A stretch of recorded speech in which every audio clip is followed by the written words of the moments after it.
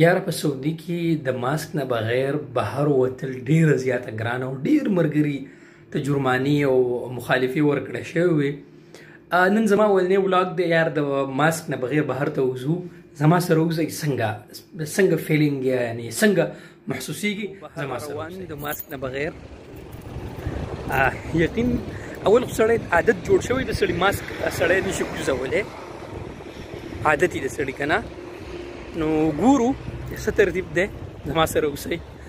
السلام علیکم ورحمت الله وبرکاتو. دوستانو تاسو ګورئ زما د یوټیوب چینل عمیر خان ټي وي او زما نوم عمیر خان دی.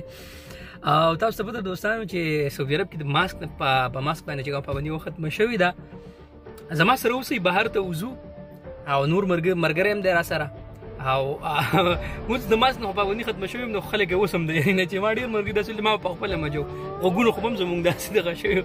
بهرحال زما سره اوسئ چې څنګه محسوسي د ماسک نه بغیر دنیا به کېناستو. یاره یو خبره ده چې دلته په سعودي عرب کې چې ګاډي کې کله کېنو د یو خبرې به ډېر زیات خیال ساتي.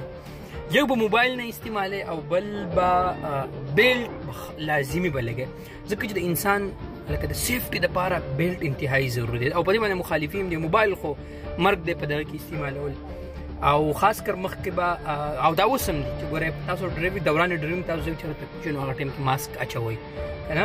نو اوس ماسک نشته، اوس مخکې خو موږ په ګاډي کې موږ به یوازې به ناست وو نو ماسک به هم لګولی و د یاري نه. نو راځئ مخکې ځو ګرځو لږ دغه کې ملګری هم دی را سره بل. نو ځئ ما سره